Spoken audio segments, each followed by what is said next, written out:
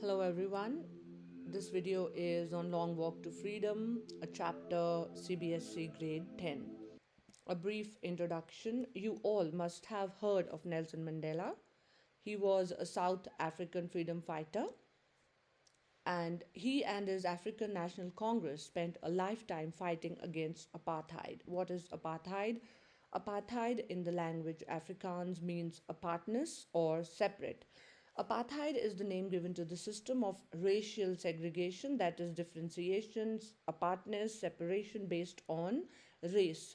And here, color, difference between blacks and whites. So, this system existed in South Africa from 1948 to 1994, where the whites were ruling South Africa, and there was lot of exploitation of the blacks by the whites, and this was the system of segregation, racial segregation that existed in South Africa. So Nelson Mandela and his African National Congress, they fought against apartheid. He had to spend 30 years in prison, and finally he became the first black president of the new nation. So this chapter is an extract from the autobiography of Nelson Mandela, which goes by the same name, Long Walk to Freedom, the first black president of South Africa. And this chapter provides us a glimpse of his early life, education, his 30 years in prison, and the pains he had suffered in his young age. And it also recounts his fight for the freedom of his own people who were tortured, exploited by the whites, and it mentions the contributions of other freedom fighters of his nation. So let's begin with the reading of the chapter. 10th May dawned bright and clear. For the past few days, I had been pleasantly besieged by the dignitaries and world leaders who were coming to pay their respects before the inauguration. Besieged means surrounding. He was surrounded by dignitaries from all over the world. Inauguration. What inauguration is Nelson Mandela talking about? Inauguration is his swearing in ceremony as the first black president of South Africa. So, this inauguration would be the largest gathering ever of international leaders on South African soil. The ceremonies, that is, the swearing in ceremony, took place in the lovely sandstone amphitheatre. Sandstone amphitheatre formed by the Union buildings in Pretoria. What is an amphitheatre? Amphitheatre is a building without a roof with many rows of seats rising in steps, as you can see in the picture on your left. Now, this amphitheatre, which was formed by the different buildings in Pretoria, for decades, this amphitheatre had been the seat of white supremacy. It means that the whites who were ruling South Africa, it was their place from where they held their meetings and all. And now, for the first time, Nelson Mandela was being sworn in as the first black president. It was a gathering, rainbow gathering of different colors. What does this mean? Rainbow gathering or different colors means people from different nations all across the globe were there for installation of South Africa's first democratic, non-racial government. Before this, as I've told you previously, it was apartheid was the system of government there, where there was racial discrimination. And right now, what was happening? The swearing in ceremony of Nelson Mandela, the first black president of South Africa. And here, this amphitheater was a gathering of different colors, means people of different races, different skin colors. On that lovely autumn day, I was accompanied by my daughter Zenani. On the podium, Mr. de Klerk was first sworn in as the second deputy president. Then Thabo Mbeki was sworn in as the first deputy president. And when it was my turn, who is my Nelson Mandela? I pledged, he swore to obey and uphold. Uphold means to support the Constitution, and to devote himself to the well being of the Republic, South African Republic, and its people. To the assembled guests and the watching world. So there were guests from all over the world. He said, today, all of us do by our presence here confer glory. Confer means to give, to provide glory, and hope. Hope to what? To newborn liberty, to the newborn freedom, which the South Africans had just won. Out of the experience of an extraordinary human disaster. So, this phrase, extraordinary human disaster, is extremely important. What does this mean? What was the extraordinary human disaster that Nelson Mandela is talking about here? That is the practice of apartheid, the racial discrimination, the oppression of the blacks by the whites. That is the extraordinary human disaster that Mandela is talking about, and it lasted too long, many, many years. And out of this disaster means that people who had suffered, the society who had suffered this human disaster, when it is free. So, what kind of a society is born? The kind of a society of which all humanity will be proud, because they will follow the principles of humanity, give others the right of freedom, which was taken away from them by the whites. So, there will be born a beautiful society which will understand the rights of every human being. We who were outlaws not so long ago. Now, because of the policy of the apartheid, many the countries had broken off diplomatic ties with South Africa, so they became the outlaws. They were not welcomed by the outer world. So he says we. So we here are the South Africans. We who were outlaws not long ago, that is because they have just won their freedom. So a little before, they have today been given the rare privilege to be host to the nations of the world on our own soil. So what is their own soil? That is South Africa. And now they are hosting so many different nations of the world. The nations according to whom they were outlaws just a little while ago.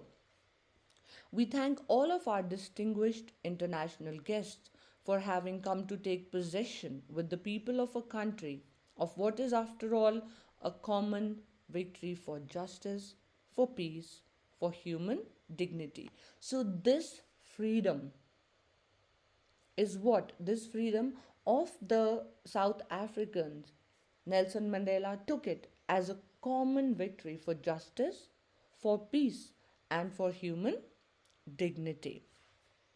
We have at last achieved our political emancipation. Emancipation means freedom, freedom from any type of restriction.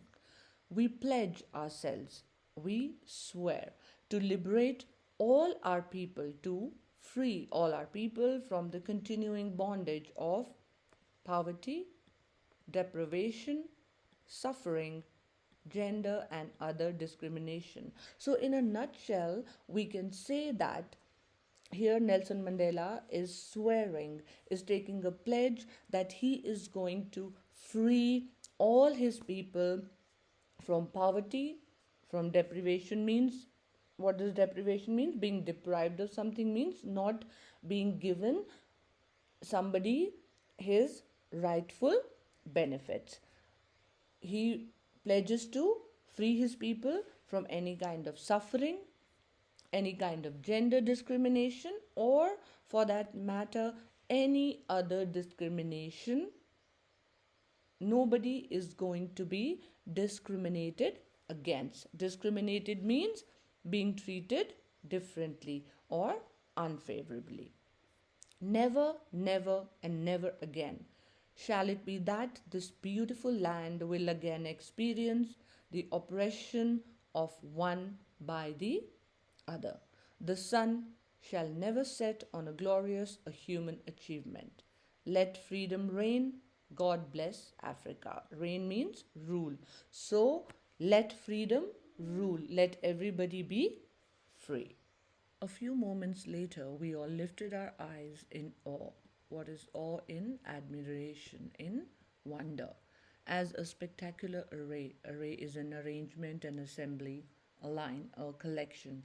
So, when they all saw in the sky, they were amazed by the spectacular array of South African jets, helicopters, and troop carriers which rode in perfect formation over the Union buildings. That is where this swearing in ceremony was being held, in the amphitheater of Union buildings in Pretoria.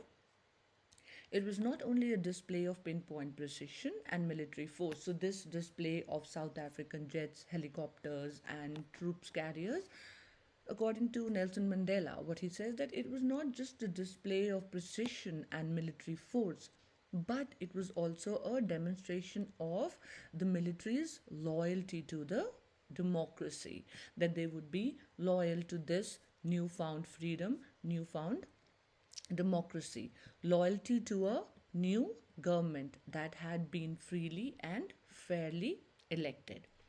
Only moments before, the highest generals of the South African Defence Force and Police, their chests bedecked with ribbons. Now, this is, if you have seen any army officers in uniform, maybe on TV and all.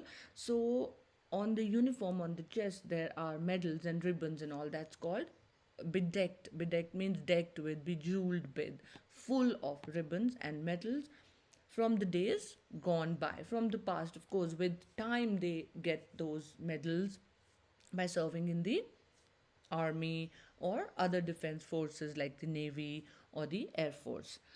So, here the highest generals of the South African Defence Force and Police, they saluted me and pledged their, so they swear their loyalty to Nelson Mandela. I was not unmindful. Unmindful means unaware. I was not unaware means he was aware. He was aware of the fact that not so many years before, they, who are the they? These officers, they would not have saluted but arrested me. Now, why would they have arrested him? Because just some time back, when South Africa was still ruled by the whites, and all these officers were working for the whites, and Nelson Mandela was a freedom fighter, a rebel. So that is why he says that just in the days bygone, not many years before, he would not have been saluted but arrested by the same officers who were saluting him. Finally, a chevron of Impala jets. Impala jets are a type of jets, and what is a chevron? Is a pattern in the shape of a V. This also, I'm sure you must have seen during the Republic Day parades or Independence Day in the sky. The jets, they fly forming a V-shaped pattern. That pattern is called chevron. So finally, a chevron of Impala jets left a smoke trail of black, red, green, blue, and gold. So these are the colors of the new South African flag, and they were flying in the sky in a V-shaped pattern, leaving a smoke trail of all these colors representing the new South African flag. The day was symbolized for me by the playing of our two national anthems and the vision of whites singing Nkosi Sikelel' Afrika and blacks singing Diastem. Now, these are the two national anthems of South Africa. Nkosi Sikelel' Afrika is after independence, and Diastem was the national anthem of South Africa at the time of apartheid, that is, before they won the independence, the old anthem of the republic. Although that day, neither group, which group? The whites and the blacks, because they both were still a part of the republic, so they were singing both the anthems, and neither of them knew the lyrics of the anthem they once despised. Now, the new anthem would be despised by the whites, and the old anthem because it was symbolic of their what you say oppression, symbolic or of apartheid. So that was despised by the whites. That is why he says that although that day neither group knew the lyrics of the anthem, they once despised, means hated, had a very low opinion of. Despise, when you say you despise something, means you really really hate that thing because you hold that thing in a very low opinion. They would soon know the words by heart. So they would gradually learn the words of both the national anthems by heart. On the day of the inauguration, I was overwhelmed by a sense of history. He was filled with a sense of history. So he remembered the past. In the first decade of the 20th century, a few years after the bitter Anglo Boer War, before my own birth. So he's just remembering the past, that is, before his own birth. The white skinned people of South Africa patched up their differences and erected a system of racial domination against the dark skinned people, that is, the blacks of their own land. The structure they created formed the basis of one of the harshest, most inhumane societies. Harshest, most inhumane, guided by the principle of or the policy of apartheid, racial discrimination, the world has ever known. So that was the harshest and most humane society that was formed, which was guided by apartheid. Now, in the last decade of the 20th century, and my own eighth decade as a man. Eighth decade means 80 years as a man. So, roughly, his age around this time must be 80.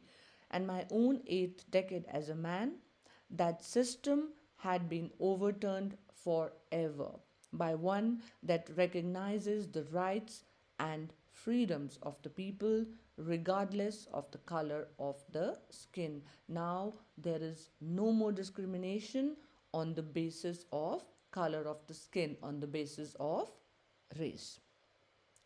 That day had come about through the unimaginable sacrifices of thousands of my people. My people means thousands of blacks. Of course, you do not win freedom in a day. It is a result of innumerable sacrifices of the freedom fighters. So now he is remembering all the freedom fighters before him who started this freedom movement, and they have sacrificed their lives. So that day had come about through the unimaginable sacrifices of thousands of my people.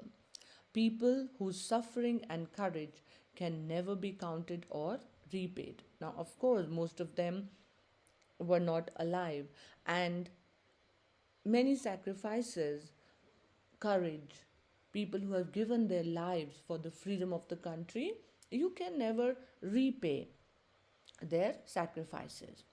I felt that day, as I have on so many other days, that I was simply the sum of all those African patriots who had gone before me.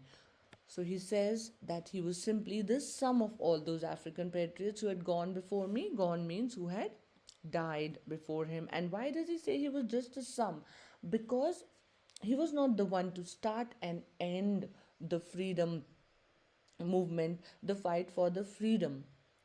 It was a collective effort of all the freedom fighters, those who had fought before him, their ideologies, their sacrifices, which Nelson Mandela continued and took the country to the path of freedom and finally achieved the freedom. And that is why he says that he is simply the sum, he is the total, the collection, the collective efforts of all the African patriots who had died before him, had sacrificed their life before him.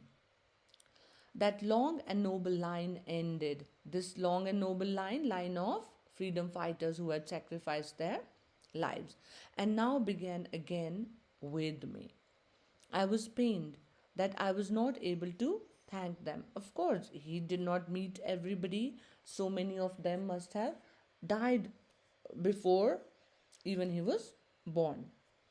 So he felt little pained. He felt sad that he was not able to thank them and that they were not able to see what their sacrifices had wrought. Wrought means to brought, achieved, done. What their sacrifices had resulted in, those freedom fighters who were no more, they could not see what they started has finally now been achieved. And all this just pained him. He just became sad. The policy of apartheid created a deep and lasting wound in my country and my people. All of us will spend many years, if not generations, recovering from that profound hurt. Profound means deep and strong. The policy of apartheid had hurt people, South African blacks, for years. And he says that many years are going to be spent, if not generations, many years will be spent recovering from that wound, from that hurt. But the decades of oppression and brutality had another unintended effect. This again is important. So, as a result of oppression of the blacks by the whites, the way blacks were brutal on the whites, they harmed them, they hurt them, they destroyed them, they pained them, there was an unintended effect. Now, unintended effect means there was something that came up but was not intended by the whites that that is going to happen. And what was that unintended effect? And that was that it produced Oliver Tambo's, Walter Cecilius, and Chief Lutuli's and Yusuf Dadoo's. Now, these are all South African freedom fighters, those who had died before Nelson Mandela could get the freedom. And Bram Fisher's, the Robert Sobukwe's of our time. Our time means the freedom fighters who were just a few years before, men of such extraordinary courage, wisdom, and generosity that their like may never be known again. So he is right now remembering all the freedom fighters, those who started this revolution for freedom, were no more. They were not able to see that finally their efforts had borne in some fruit. And he is praising them, and he says that men with such courage, such wisdom, and generosity will never be born again. Perhaps it requires such depths of oppression to create such heights of character. Now, this again is an extremely important and intense statement, that depths of oppression are required to create such heights of character.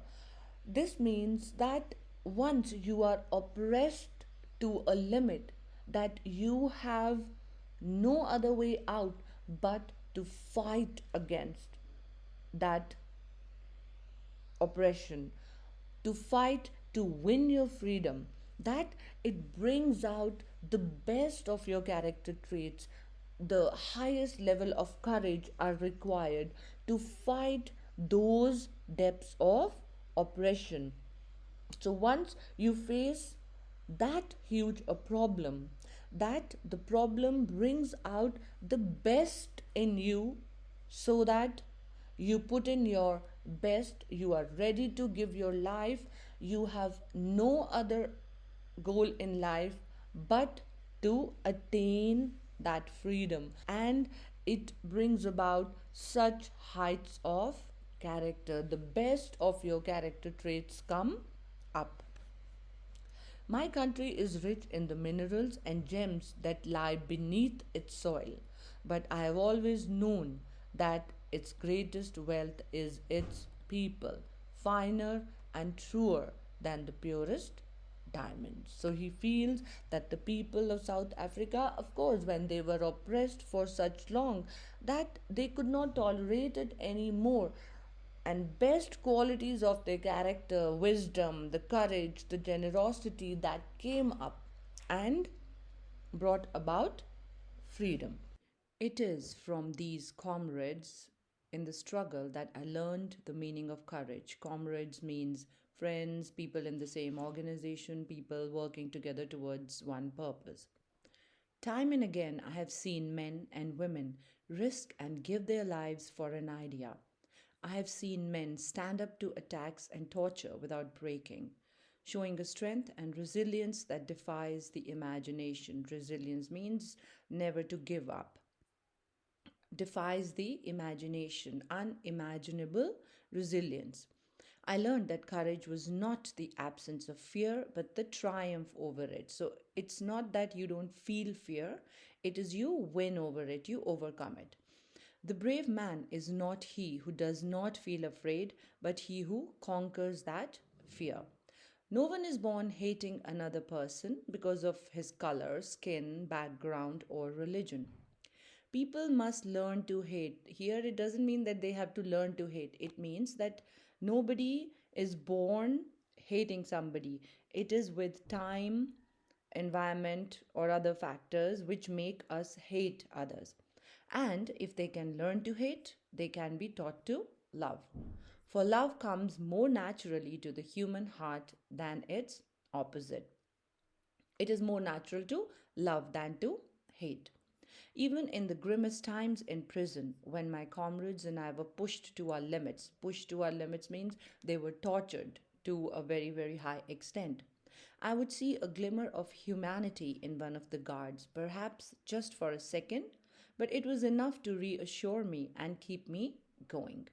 Man's goodness is a flame that can be hidden but never extinguished. Means innately human beings are good.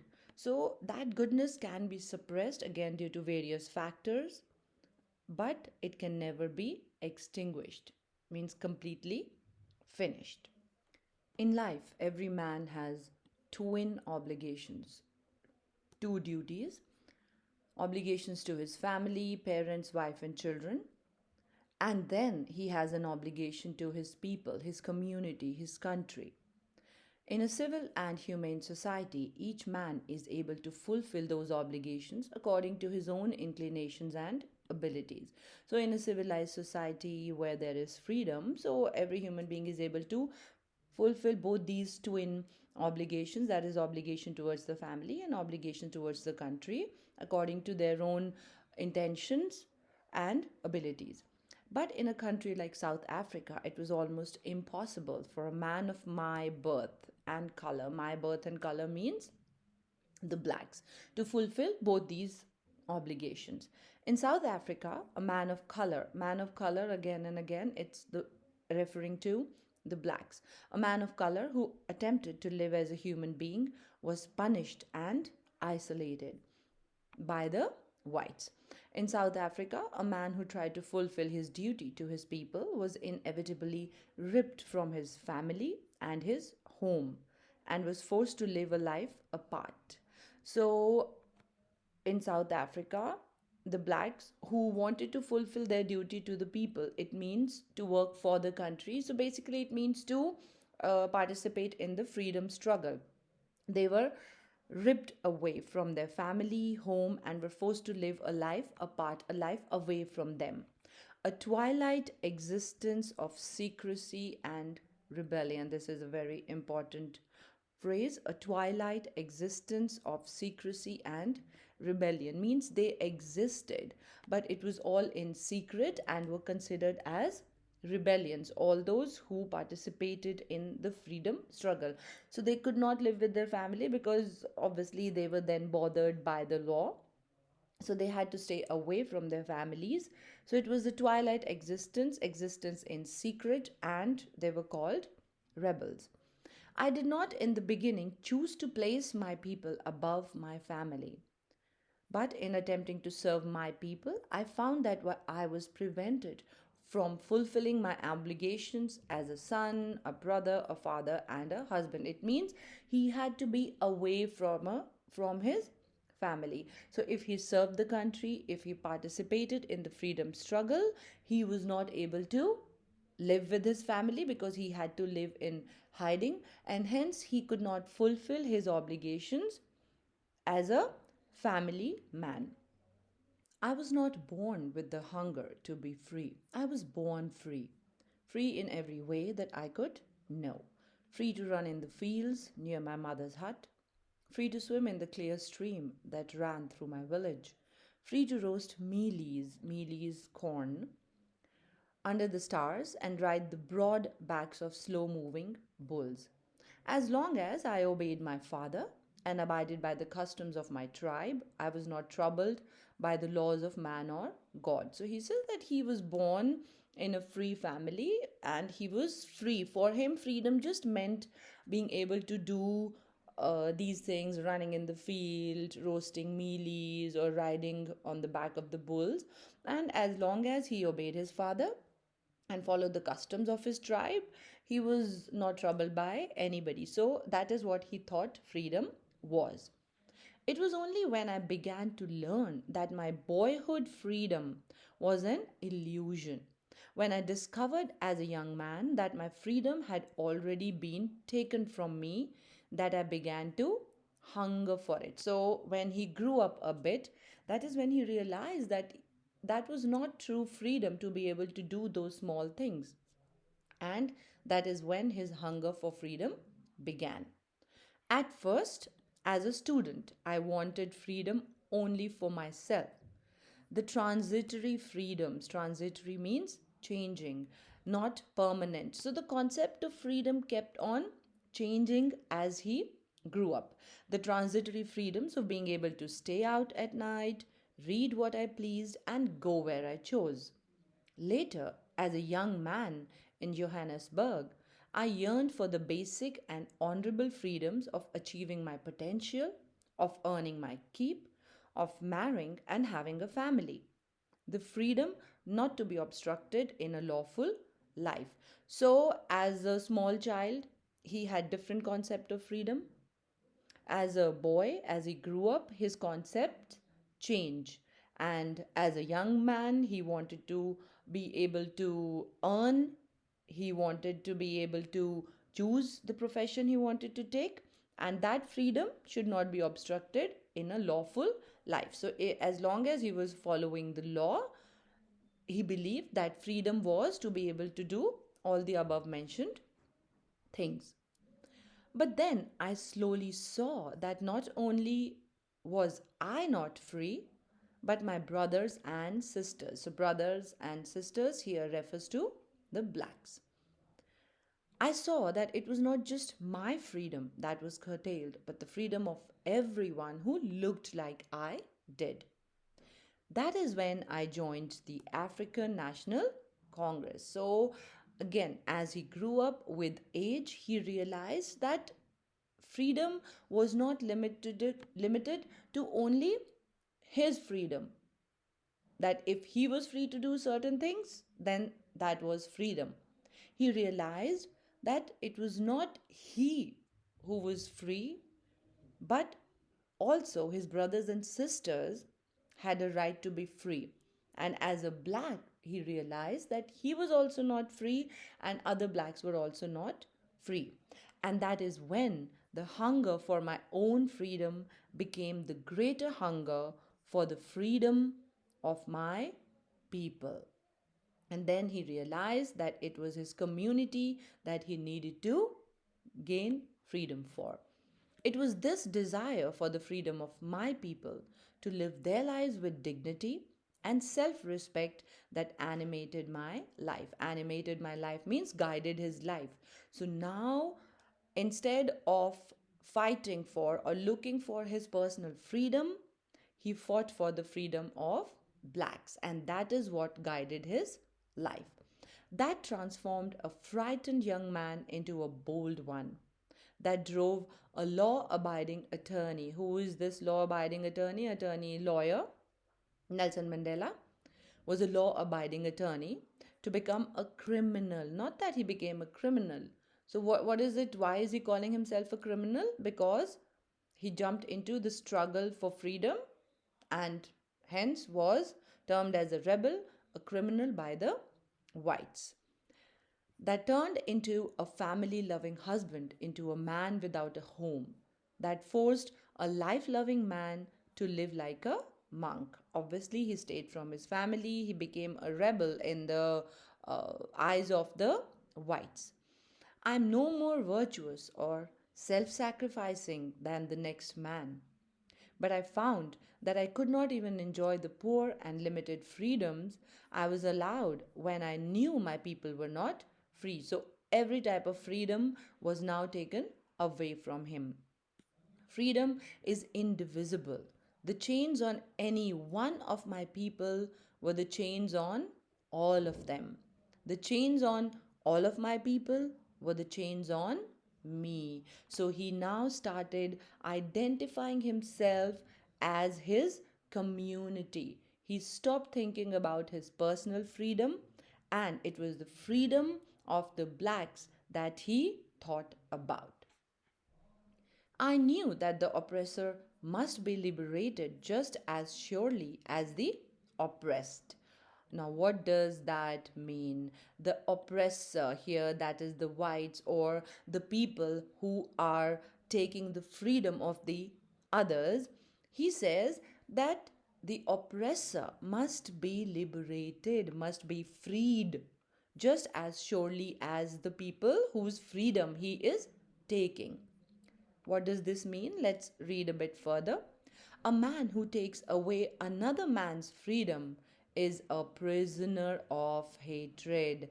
That is, he is ruled by hatred. That is, he is guarded by hatred.